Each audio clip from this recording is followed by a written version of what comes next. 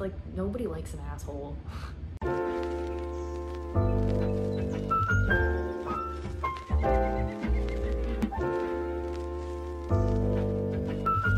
Hi, my name is Maddie, this is Fig, and my life is a mess. So if you're new here, hello and welcome. On this channel, I talk about eating disorder recovery, my life, and recently I've become very fond of these sit-down type honest rant videos, and I think you guys are enjoying them too. So today we're going to continue with that and talk about the things my eating disorder taught me. Not all good things, not all bad things. I'm just gonna talk and see what happens. Many of you know by now that my brain is a complete mess, so this is all gonna be word jumble, and I'm just gonna hopefully make sense with whatever I say. So today's actually Sunday. Usually I don't film my videos until like later in the week, but I'm like very inspired. Also, I have a very busy week this week at work, so I'm just gonna get this done. Not over with. I enjoy filming it. Maybe I'll film another one, who knows. But it is Sunday. No, that's a lie. Oh my god, it's actually Saturday. I published my other video today, so not that you guys really care, but it's Saturday. I'm in a weird mood, but I'm always in a weird mood. Fig is in a weird mood. She's very sleepy. She's my favorite thing in the whole wide world. How could you not? Oh, I'm sorry, but I was gonna say, how could you not love this? Okay, I'll put you down. She's not very happy with me. So things my eating disorder taught me. Number one, I'm in a tank top. I was about to film this video. I was like, okay, well, you gotta go put on a real shirt because you don't want people to see your arms. But then I was like, I do care. I'm not gonna say I don't care, but I was like, this whole channel is about being open and honest and vulnerable and talking about my insecurities, and I'm very insecure about my arms. I'm not looking for comments. I'm just being vocal and saying I'm insecure about my arms, but hiding them is not gonna help anything. So I'm just thought about this. But number one, this is one trick thing that my eating disorder taught me, is not to hide your body. Of course, there's like cultural things, and if you have a certain belief or whatever, you know, that's one thing, but I used to only wear baggy clothes and cover my body. But we're in a freaking heat wave right now. It is boiling hot outside, and I'm in a tank top. I'm not gonna put on a sweater or a shirt just to cover up my body, because that is gonna be so kind. You're so cute. Fig is so cute. She's just sitting here. I'm not, ooh, see right there, you see my legs? I was just, okay, that's bad. That's not bad. These are my legs, people. These are my legs. If they've got a little bit of cellulite, that's fine. That's what a normal person, normal girl, there's no such thing as normal. But these, I did this in my last video, but I think it's helpful. I've got bigger legs right now. That is fine. I've got bigger arms. This is fine. Everything is fine. Another thing my eating disorder taught me is that people should like me for who I am, not for the way that I look. And if people like me for the way that I look, then I don't want to be friends with them. So that's something else my eating disorder taught me, is that your friends and family love you, or should love you, for the way that you look. That's going to segue into another thing my eating disorder taught me about who my true friends are. I had a lot of friends, not gonna lie. I had a lot of friends before my eating disorder. And when I got sick, I lost probably a good 90% of my friends. Not saying it's their fault. A lot of it was me. I closed myself off. I wouldn't go out. I wouldn't eat with people. I wouldn't see people.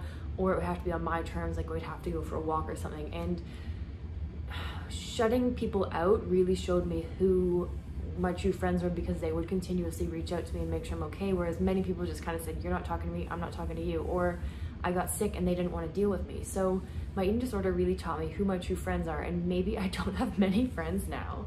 That's very true, as I don't have a lot of friends, I'm gonna be totally honest. And the friends I do have are very close to me. So yeah, I'm always in a weird mood. I'm just gonna ramble. I think maybe I'm just gonna like start rambling in these videos and see what happens. I like my hair today. I didn't curl it, but I like, you know when you have like wet hair and you like twist it? I would like twist it like this and then have it sit, and it went all kind of fuzzy and whatever, and it kind of reminds me of Costa Rica hair, and so I like it. That's one good thing about myself. That's something you should practice right now, is 3 things you like about yourself. For me right now, my hair. I like my tattoos. I like my nails, although those are 2 like fake things. They're not actually me. What do I like about myself? We're trying to be honest here, Maddie. What do I like about myself? I don't know. I like my hair. I like my teeth. I didn't have to have braces. They're like fairly straight. Not really. Fig is being cuddly now. She just didn't want to be picked up, and now she wants to cuddle. Cuddles? We cuddle bug? What else do I like? I love my rabbit, but that's not what we're talking about. We're talking about things that my eating disorder taught me, and I wrote down some stuff because I knew that I would get totally sidetracked. right? Being thin or being, I'm not saying being thin because some people are naturally thin, but if you're in a naturally larger body and you think that you'll be happier at a smaller weight, you won't be. Or at least from my experience, I was not. In fact, I was miserable when I was a lower weight. I always thought, you know, when I got to my goal weight, what are you doing? When I got to my goal weight, actually, I'm not poo. Are you gonna poo? Being thin does not equate to happiness, and I thought that if I reached my goal weight, I would be so happy, I'd be confident, I'd be the life of the party, I would be so much fun. And I was the exact opposite. I didn't go to parties, I hated my life, I hated the way I looked. And thin, you were never thin enough. I was never thin enough. I remember reaching, trigger warning, I was gonna say it, I remember reaching my goal weight and then being like, that's not enough, I still don't like myself, and then reaching my next goal weight and my next goal weight, and then eventually, you know the story, it just kept going and going until I literally almost died. So yeah, I would say that I'm probably, knock on wood, I'm probably happier now than I was when I was sick. Obviously, I'm happier now than I was when I was sick. I'm not like always happy, but like I would say I'm happier, mostly because I can see friends and I can go out and I can do stuff, which segues into my next point, that food is not the enemy. Food is fun. I don't know if I should say this, but I've been seeing someone, sort of, not, I don't know, it's like at that stage where like you sort of started seeing somebody but you don't know. Anyway, I went to their place the other night, last night, and they made these amazing steak tacos. And they asked, you know, what do you want to eat? And I said, you know, I'm easy, whatever. I actually even said I'll probably eat beforehand just to kind of like, it's probably an eating disorder thing, like not to eat with them. But then I got there and I hadn't actually eaten because, oh my God, this is bad, but I'm gonna say it. I'm gonna be honest on the count. I didn't want to eat beforehand because I knew I'd be drinking and I didn't know how much I was gonna drink. So I was like, well, if you're gonna drink a shit ton, then you shouldn't have a full meal, although you should. This is so counterproductive. If you're gonna go out drinking, you should always have a full meal. And I don't know why I didn't. I think I was just nervous. But anyway, long story short, I got to their place and they were like, we're making steak tacos. And I was like, shit. But I ate the steak tacos and they were amazing. And I had a good time and I felt like a real normal person. This person doesn't know about my eating disorder yet, that I don't think. I mean, I don't know, maybe they do, but I haven't told them. And I don't know why. I think I'm actually kind of nervous to tell them. Usually I'm not nervous to tell people about my eating disorder, obviously, because I have a whole freaking YouTube channel and tell 2,000 people every week. But yeah, I haven't told this person. And the whole point of this little story is that food is fun, food is enjoyable, and I was able to sit down for a meal and actually talk to people and feel like a normal person and didn't feel judged and didn't feel anything. And I did feel stuff, but I didn't feel like bad things. Whereas before I would have like, first of all, I wouldn't have gone out before. I wouldn't be socializing before. And if I had, I would have made up some excuse like that's when I used to be vegan too, because I would go to something like that and say, I'm sorry, I can't eat because I'm vegan. But I do eat steak. It's good, to be honest. I know there's a lot of vegans out there. You can watch my reason why I'm not vegan video, but I appreciate everybody who's vegan. Thank you for what you're doing to the earth, and thank you to everybody who else is not vegan and what you're also doing to the earth. Reusable bags, reduce your carbon footprint, plant trees, plant flowers, pollinate your gardens, all that fun stuff. Fig is so cute. Oh my God, my brain is just rattled right now. Yes, so I'm seeing that person, sort of, maybe you'll find out, update, maybe I won't be, I don't know. But steak tacos are good. Food is fun. Food is enjoyable. Food is life. Food is not the enemy. Your eating disorder is. Yes, that's the quote for the day. I'll put that at the beginning of the video. Food is not the enemy. Your eating disorder is. Another thing, which I say, things take time, patience, and perseverance. So I was diagnosed with anorexia in 2017. And I think I got really, really sick the first time. And then it turned into bulimia, it turned to orthorexia.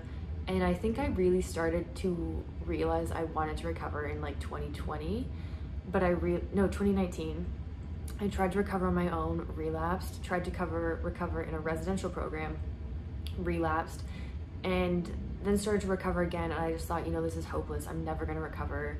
I'm a failure. You know, it had been like 2 months in recovery and I was like, why am I not better yet? Even now, it's been almost 2 years and I'm like, why am I not better? Why am I still thinking this way? Why do I still get caught up on my body? Why am I not better? But it takes time, it takes perseverance, it takes repetitive thoughts, positive thoughts over and over and over again, positive reinforcement, and just telling yourself that I cannot talk today. You were not put on this planet to shrink your body. I wish I could tell you why you're put on this planet. Maybe it's just because, like, I don't know, your mom screwed your dad and now you're here. Let's be honest. But I don't know what I'm saying.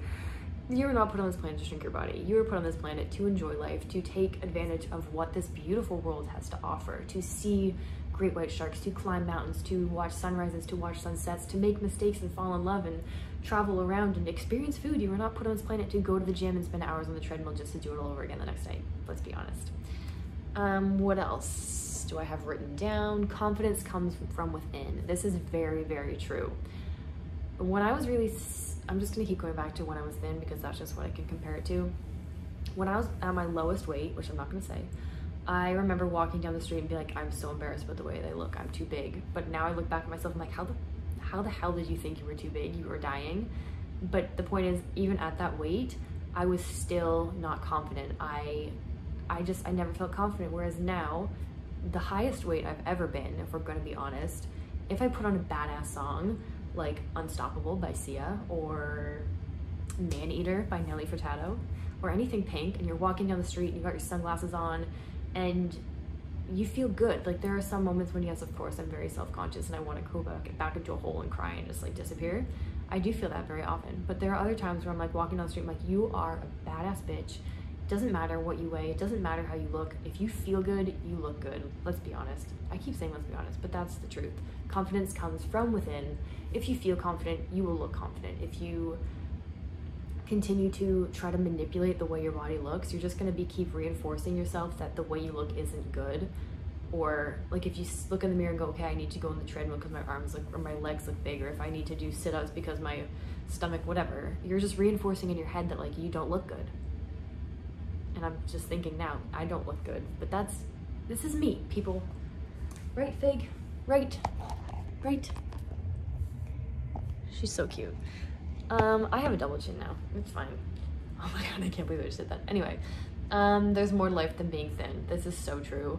There's so much more to life than being thin. And if you're naturally thin, yes, I know you want cuddles. If you're naturally thin, that's great. If you're naturally bigger, that's great. But the point of this is, it doesn't matter how you look. It really, really doesn't. And if people are attracted to you for the way you look, I mean, I know that's really common, like freaking Tinder, like that's all about judgment and the way you look.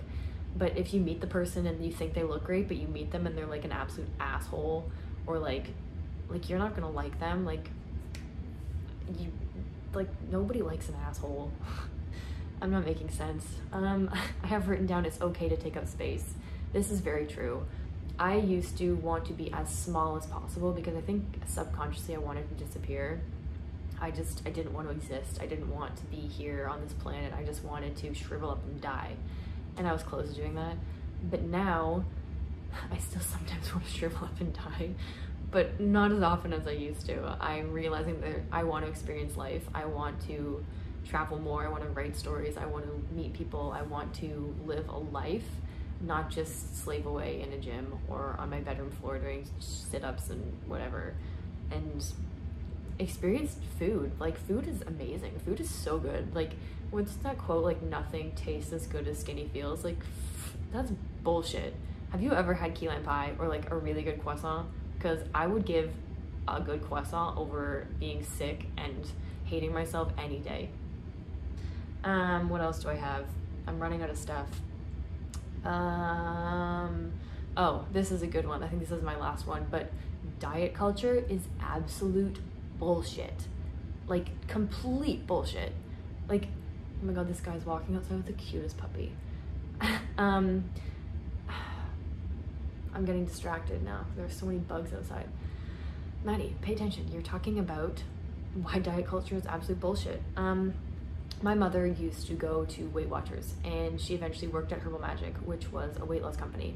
So from a young age, I had weight loss in my head all the time. I mean, I love my mom.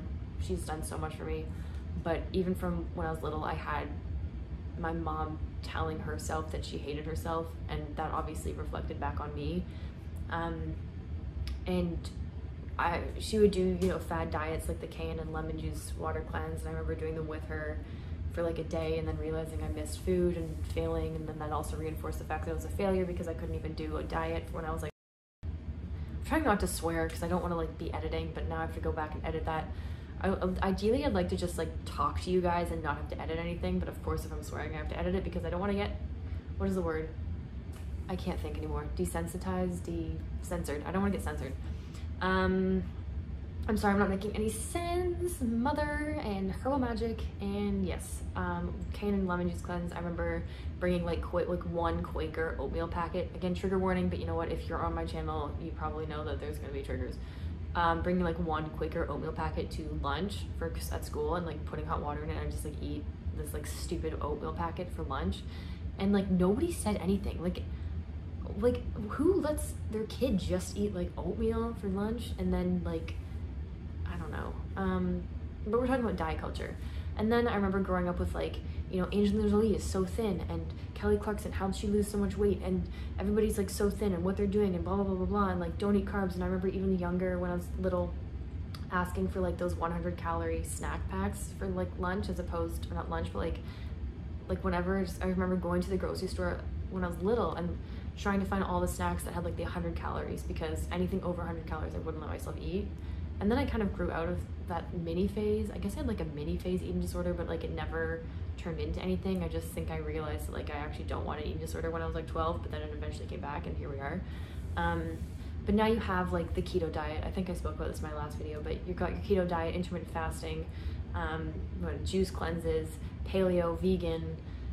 I mean, there's so many, like, and they're just so stupid because, I mean, I'm not a professional, but from my experience, everything is about balance. You know, you've got your 80-20, eat your salads, eat your chocolate chip cookies, go for a walk, sit on the couch, everything in moderation. You know, it's probably not the healthiest to eat a whole box of cookies, but completely denying yourself cookies is not fun either. Like, you want to be happy. I would like to be happy and eat a cookie. Thank you. I think I'm really into cookies right now. That's why. Have you ever been to Craig's Cookies? Oh my God, they have good cookies. But diet culture is bullshit. So yeah, I feel for young girls and boys, you know, to be honest. Like, girls have been told to look a certain way, and that changes. You know, you've got the Kardashian body. I really hate the Kardashians. Come on, like, I really don't like them. I'm not trying to hate on people, but like, I watched the Kardashians recently, like that show, and it's just like I don't know. That's a whole other video, but I can't remember what I was saying. I don't, stop, Maddie, you're fine. Diet culture. I wish I could go back to my 12-year-old self and just say, life is gonna be really hard, but changing your body is not gonna help. Changing your body is just a band-aid. If anything, it's actually making it worse. Changing your body, this is actually what it's kind of like. Like, let's say you have an open wound, okay? That's your life. Your life is really hard, and that's the open wound. And then you're like, okay, well, I have to fix this open wound. I need to get help to fix this. But you know what? Shrinking my body and feeling better in my body is gonna fix that open wound. But if anything, eating disorders are kind of like making the wound worse. It's like putting dirt in the wound, or like, that's kind of what it is. Like, you have a hard life, that's the wound. I don't know if I'm making any sense, but let's pretend something happened to you, you bashed your knee, it's an open wound, and you put dirt in it. Like, that's not gonna help. That's kind of like what an eating disorder does to a hard life. You have a hard life, eating disorder on top does not help. You know what does help? Seeking outside professional help. I'm not a professional, I cannot tell you what actually helps, but from my experience, love and care and taking care of that wound and nurturing it and getting support if it's really bad. You know, you need stitches, maybe you need stitches, and that can be your therapy. And, you know, rest, you need rest to fix it. I don't know what I'm saying, people. God, how different am I from this video, from like my first one? Very different.